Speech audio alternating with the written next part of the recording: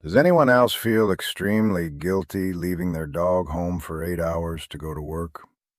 Normally, I'm lucky enough to be able to work alongside my sled dogs every single day.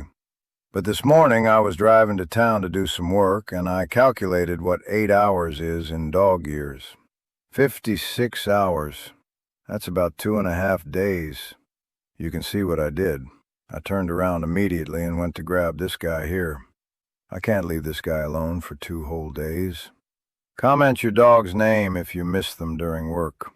They deserve to hear it.